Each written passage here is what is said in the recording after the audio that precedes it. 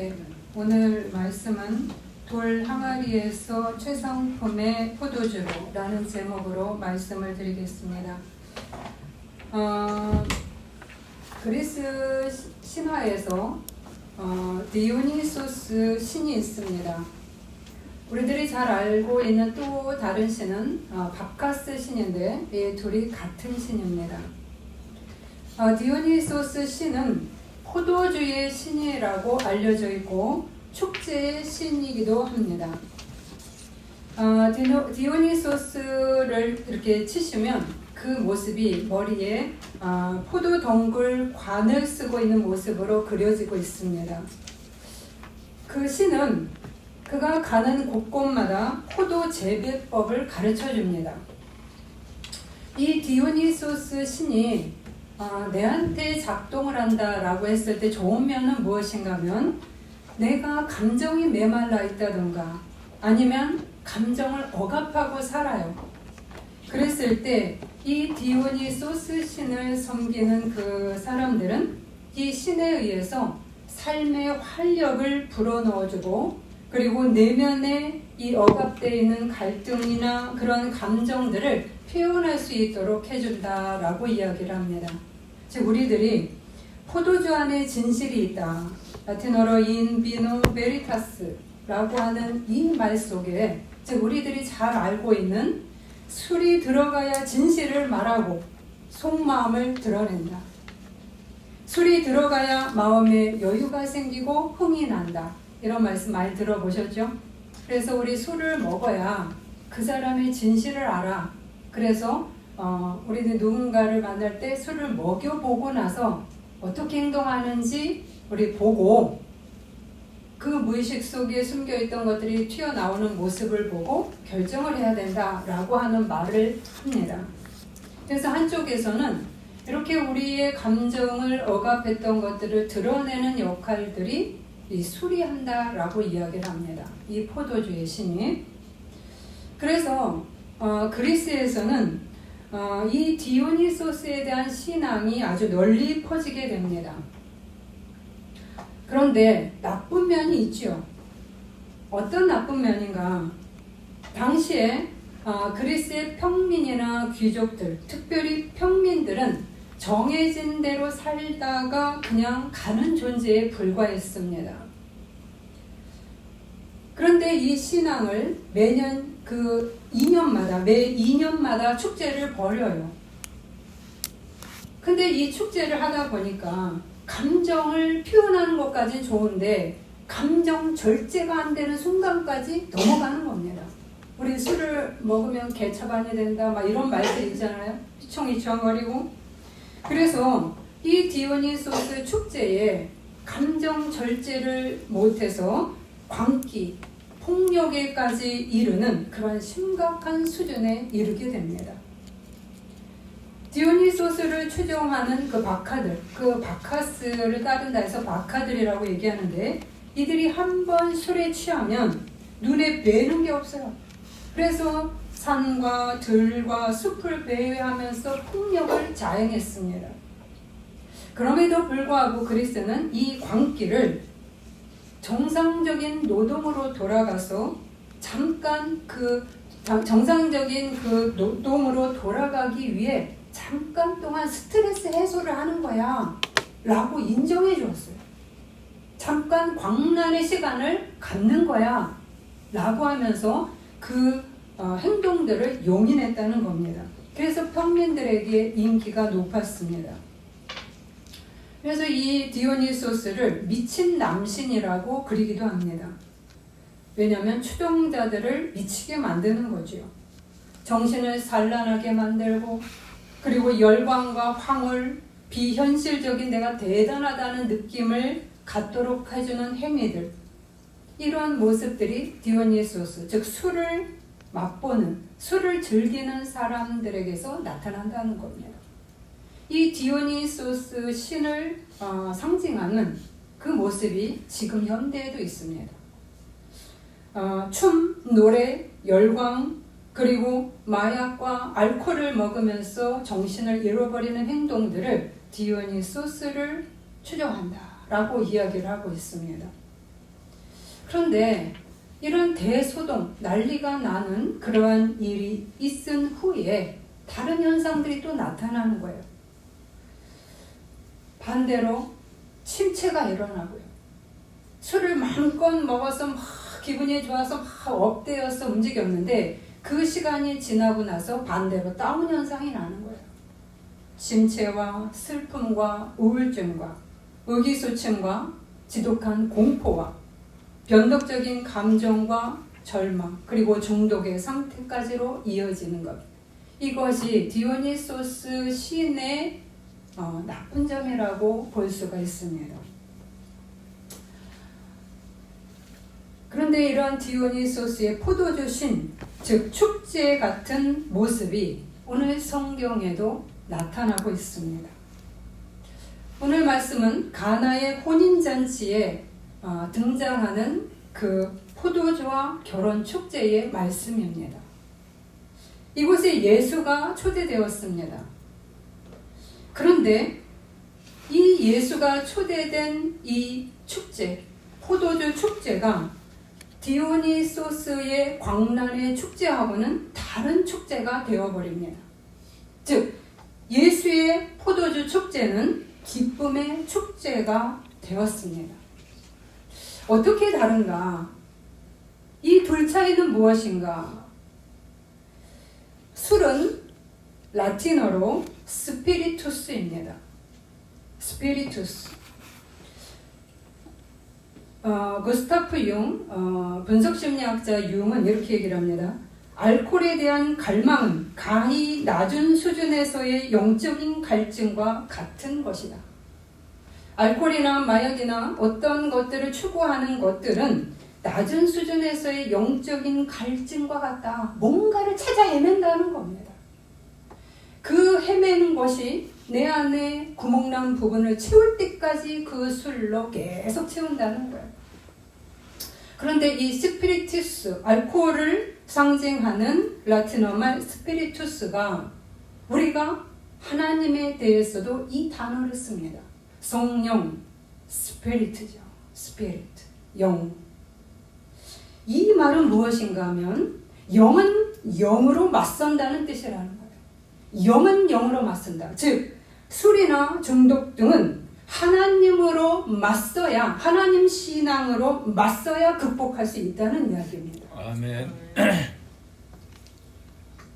우리는 성찬을 통해서 예수님의 포도주 축제를 맛봅니다.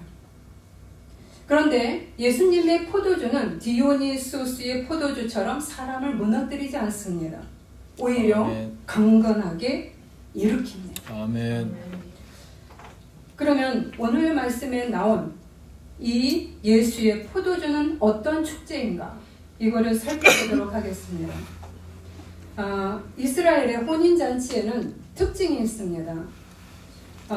7일간 지속이 됩니다. 그런데 이때 유대 서민들은 가난하고 중노동을 하면서 살아오기 때문에 고달픈 인생이에요. 그래서 그들에게 결혼 축제가 열린다라고 하는 것은 우리에게 즐거움을 주는 최고의 기회가 우리에게 오고 있다. 그래서 그 시간이 막 들뜹니다.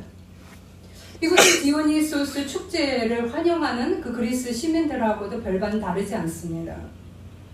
그런데 이 축제 기간 동안에 신랑은 포도주를 아주 충분하게 넉넉하게 준비를 해야 했습니다. 만약 부족하면 손님들에게 결례를 행하는 것이 되었어요. 더구나 만약에 포도주가 부족했을 때 신부 집안의 명예를 떨어뜨린다고 해서 고소를 당할 수도 있었다고 이야기를 합니다. 그 정도로 신랑 측에서 포도주를 준비하는 일은 아주 중요한 거였다는 거예요. 그런데 이러한 결혼 축제에 포도주가 떨어진 사건이 발생을 합니다. 난감하죠. 이 난감한 상황 속에서 예수의 어머니가 예수님에게 요청을 합니다. 그들이 포도주를 갖고 있지 않다. 포도주가 떨어졌다. 그러면서 하인들에게 너희에게 무슨 말씀을 하시든지 그대로 하라 라고 말씀하십니다.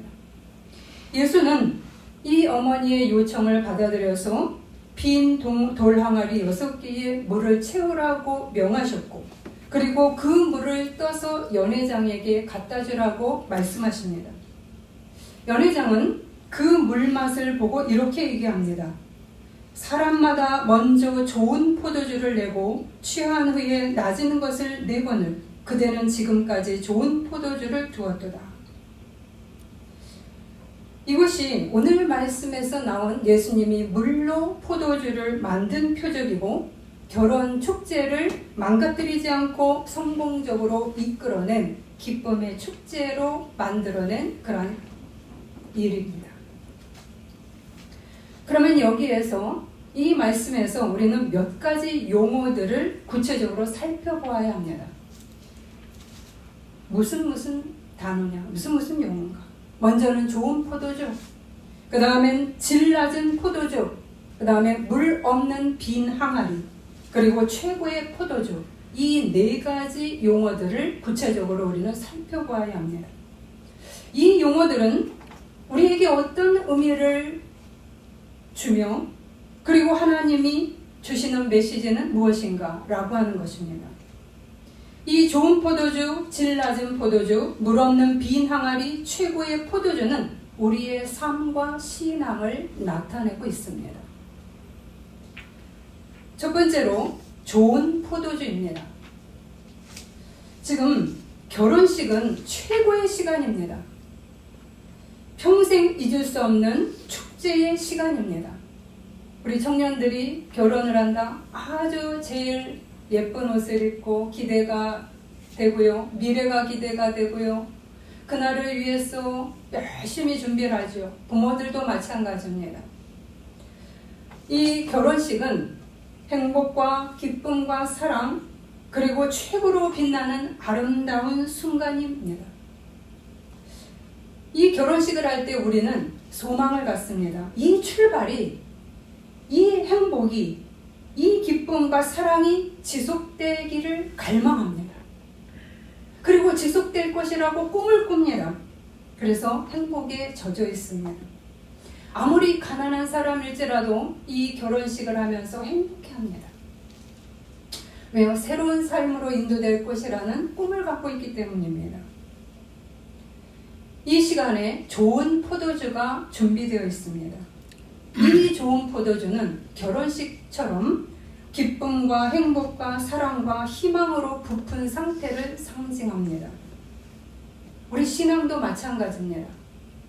우리가 주님을 처음 믿게 될 때, 주님에 대해서 주님을 만났을 때, 처음 만났을 때 우리의 마음이 어떻습니까?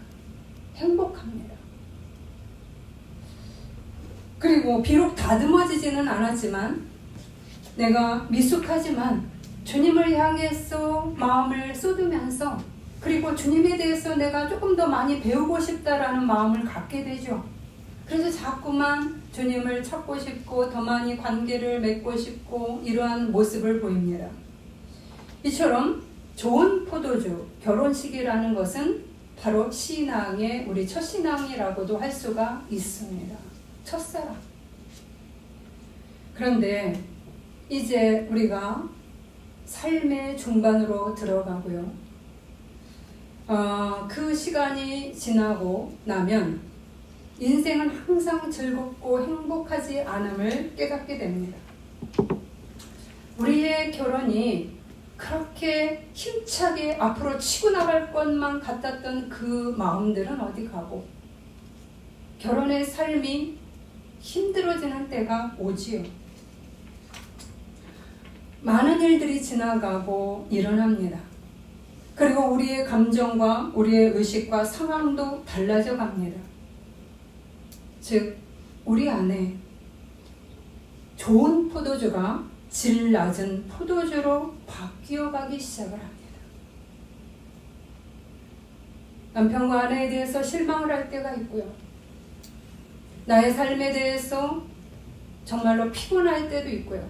삶이 행복하지 않다는 것을 생각하면서 우울하기도 합니다.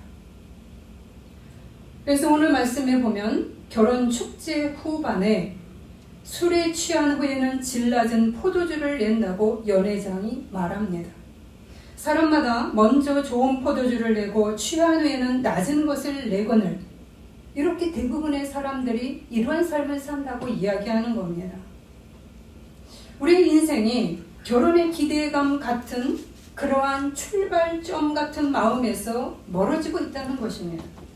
덜 행복하고요, 피곤하고요, 부딪힘으로 인한 상처가 나고요, 가난을 겪기도 하고요, 그리고 건강에 문제가 생기고 미움과 분노 등의 마음을 우리 마음속에 갖게 됩니다.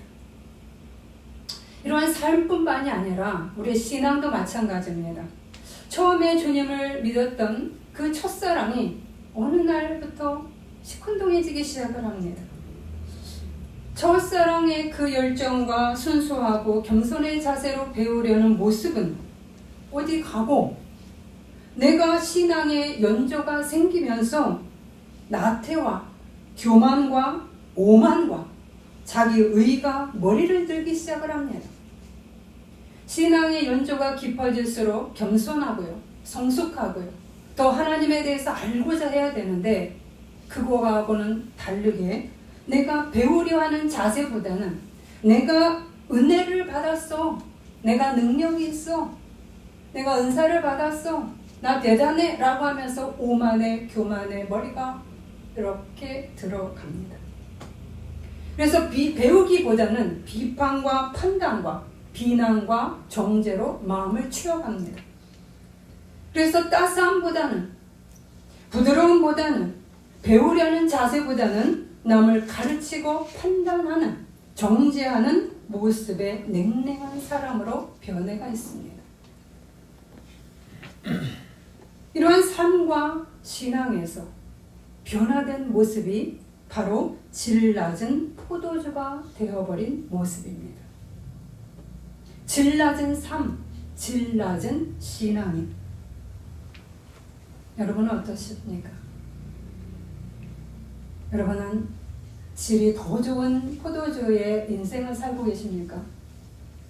질이 더 좋은 신앙인의 모습으로 내가 일어서고 계십니까? 자문해 보셔야 됩니다. 특별히 우리 개신교에서 아쉬운 부분이 뭐냐? 은사를 받고 능력을 받으면 겸손해져야 되는데 오만해집니다. 왜 그럴까요?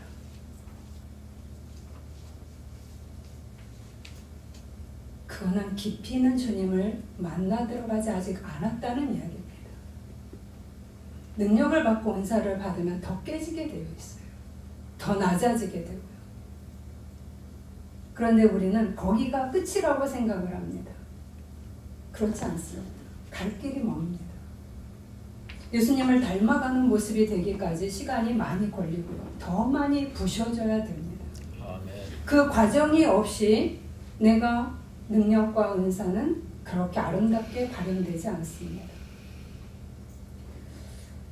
우리가 디오니소스 축제가 광란의 축제로 변질된 것 같이 비록 그 축제가 내 감정을 표현하고 즐거워하는 것을 넘어서 점차 광란의 축제요 무질서와 파괴의 삶으로 치닫게 되는 것과 마찬가지로 우리의 인생도 우리의 신앙도 이처럼 질 낮은 포도주의 모습으로 우리들이 떨어져 나갈 수도 있습니다.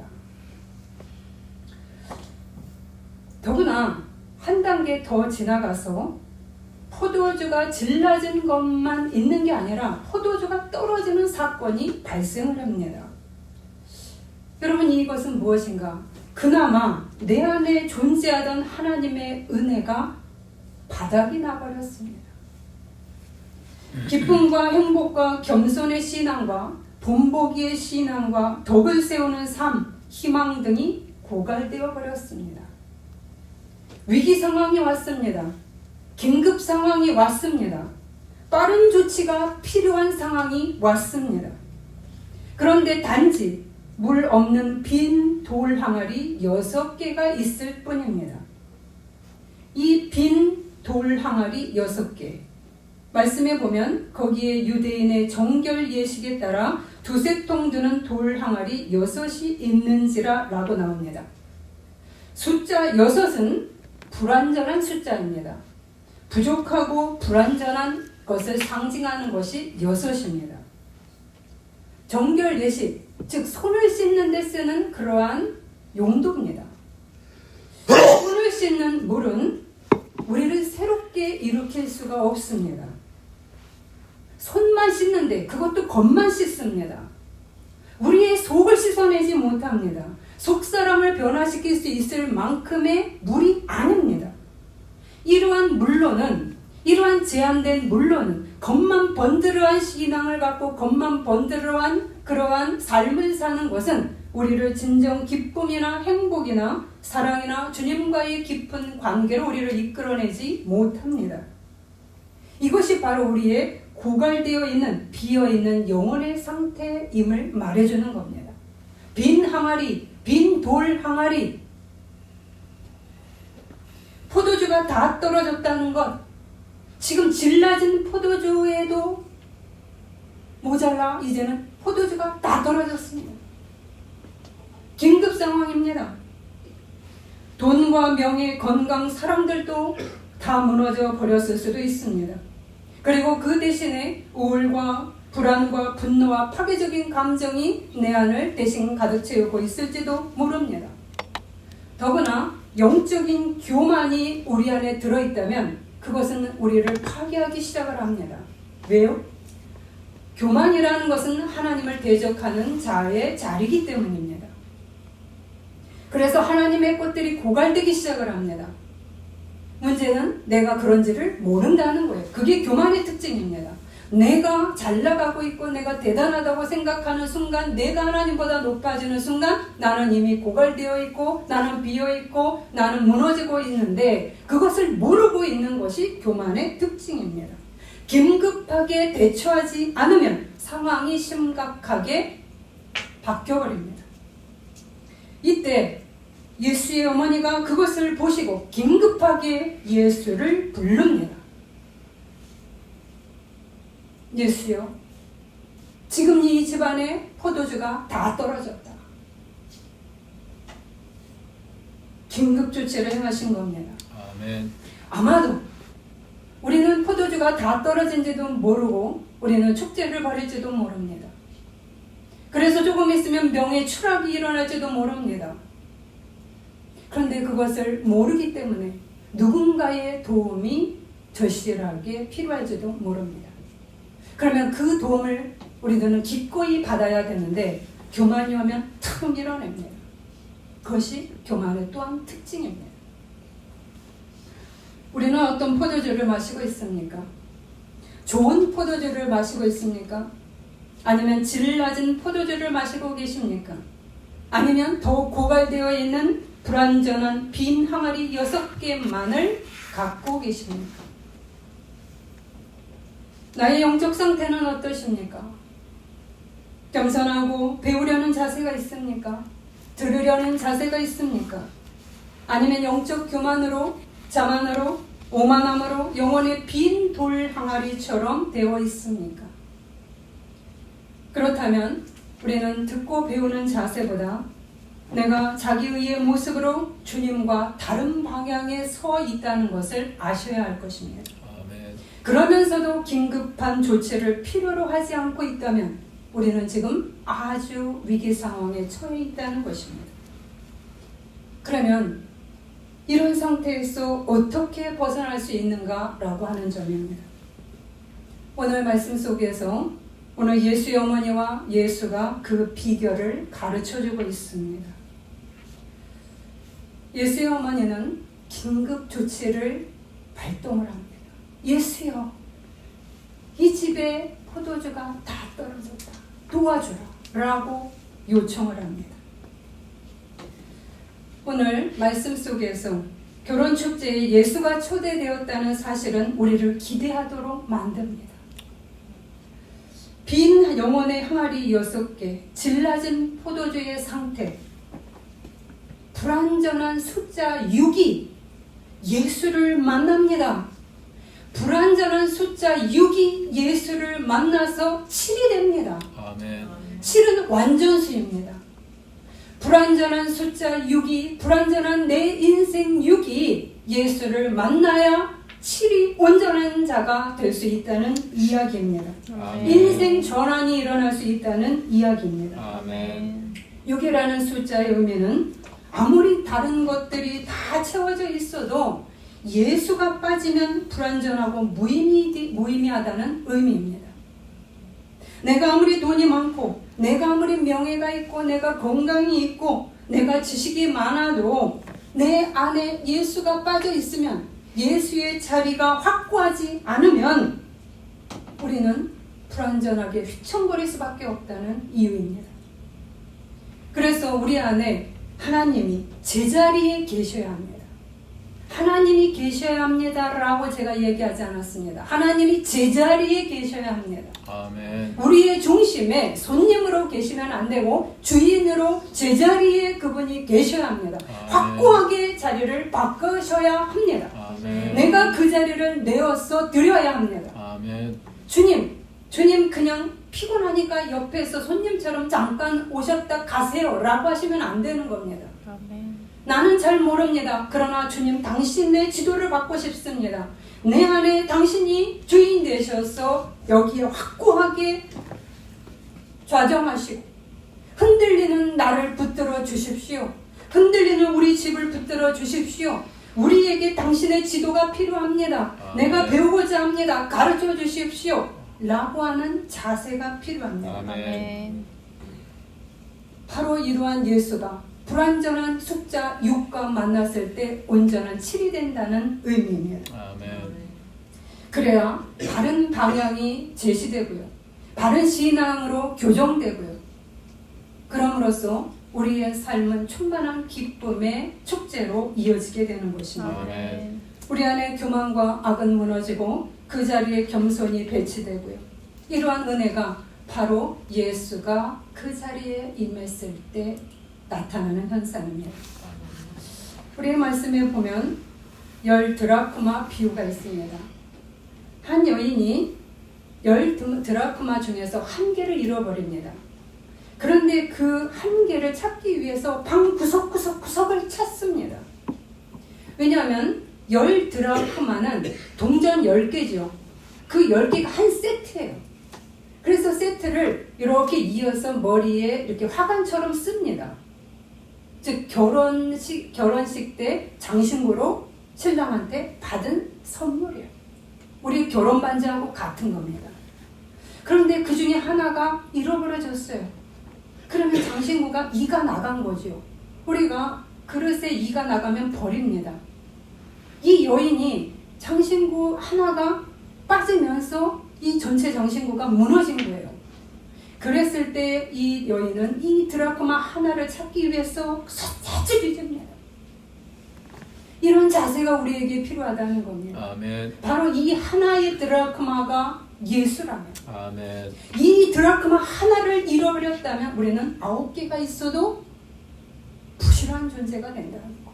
아멘. 우리가 아무리 돈을 많이 집어넣어도 주님을 제자리에 놓지 않으면 바로 이러한 부실한 드라크마 장신구로 바뀌어버린다는 겁니다. 아멘. 그러나 이 여인은 이 드라크마 하나를 찾았습니다.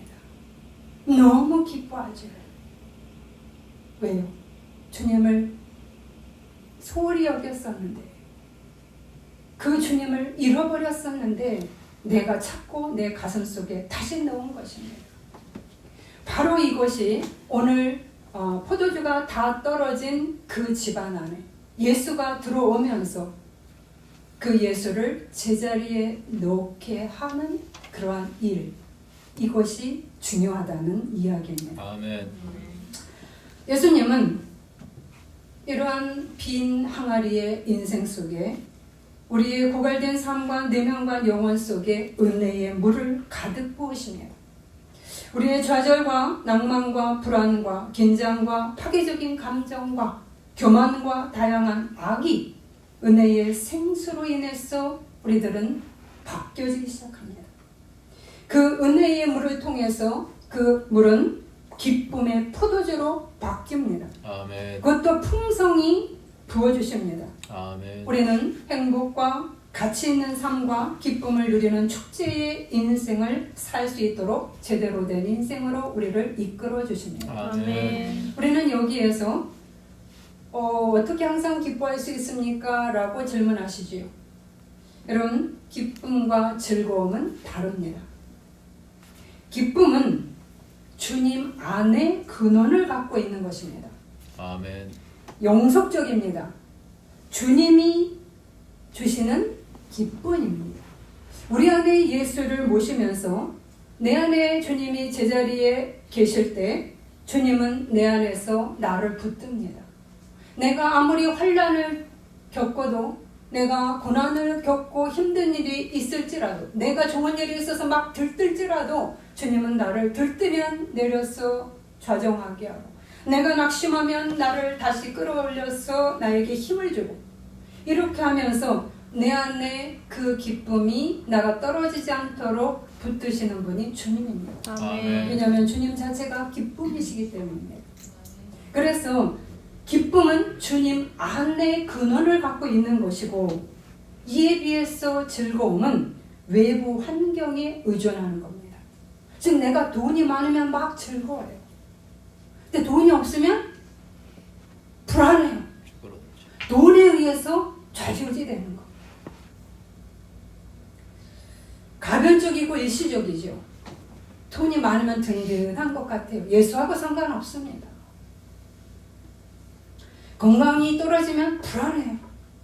근데 건강이 있으면 기뻐요.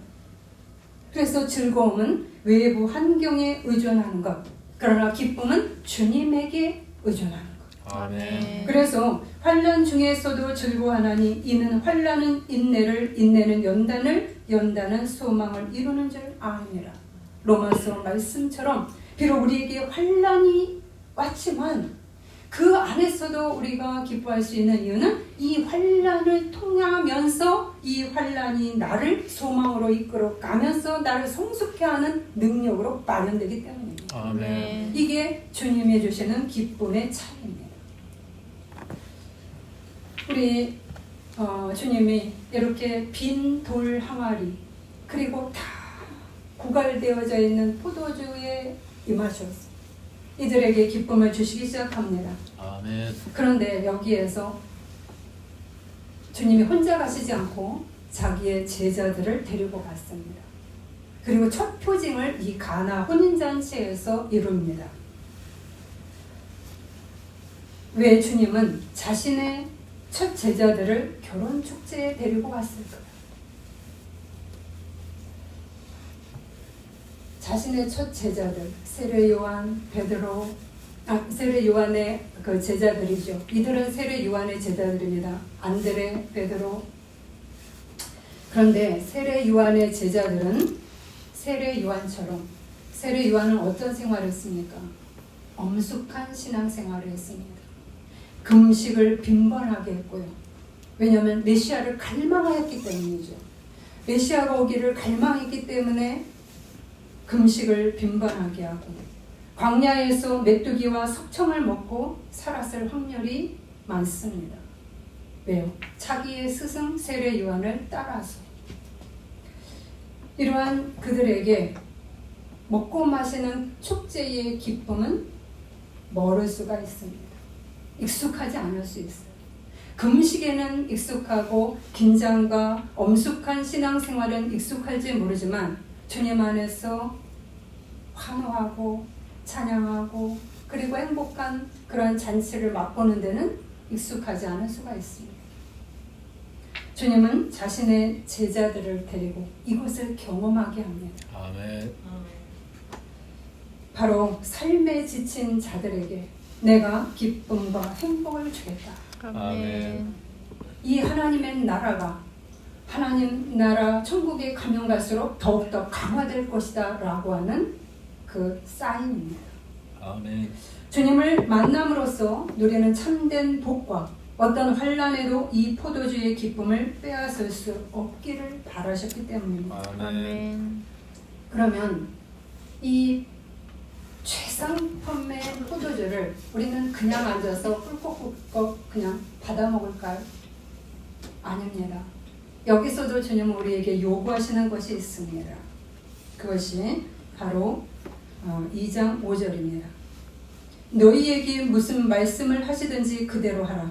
즉 예수의 명령을 들으라 라고 얘기합니다. 아멘. 과정, 즉 스텝을 한 단계 한 단계 걸어가라 라고 아멘. 얘기합니다. 예수님은 명하시죠. 항아리에 물을 채우라. 물을 가득 아구까지 채워라. 이제 퍼서 연회장에게 날라다 주어라. 아멘. 어찌 보면 굉장히 단순한 그러한 명령입니다. 과연 보세요. 언제 물이 포도주로 바뀌었을까요? 물이 포도주로 바뀐 순간은 언제였을까요? 우리는 순종하기 어려운 순간이 매 순간 우리에게 다가옵니다.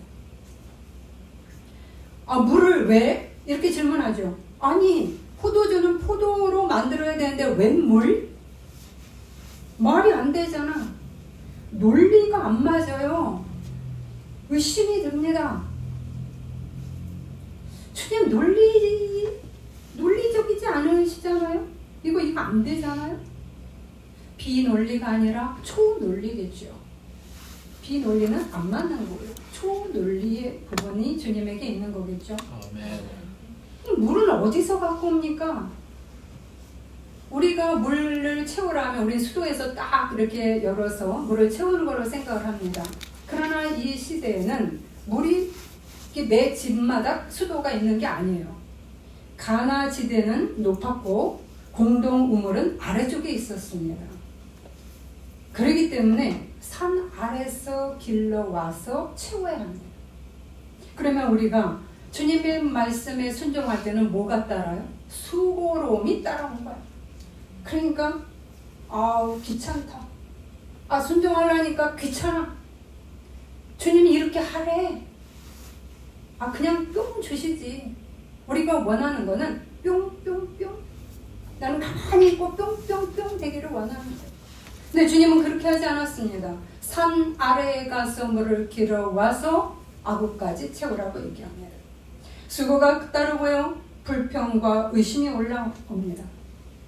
더군다나 먹어보지도 않은 물을 연회장에게 갖다 주라고 합니다. 아니, 웬 모욕을 당할 일이 있냐? 웬 불호령이 내가 떨어져서 내가 혼날 일이 있냐? 내가 이런 모험을 해야 돼? 불신과 두려움이 공존합니다. 매 순간 순종하기 어렵고 이해하기 어려운 순간들이 우리에게 다가온다는 말입니다. 그럼에도 불구하고 우리들이 최상의 포도주의 잔치를 경험하기 위해서는 바로 이 과정을 그때마다 통과하셔야 합니다. 아멘. 제가 목표 지점에 어떤 비전을 갖고 말씀을 드립니다. 어떤 분을 보면 이렇게 어떻게 하면 좋겠다는 게 오죠. 그러나 저는 예언에 그것만 딱 보면서 그것만 보고 여러분을 그냥 방치시키지 않습니다.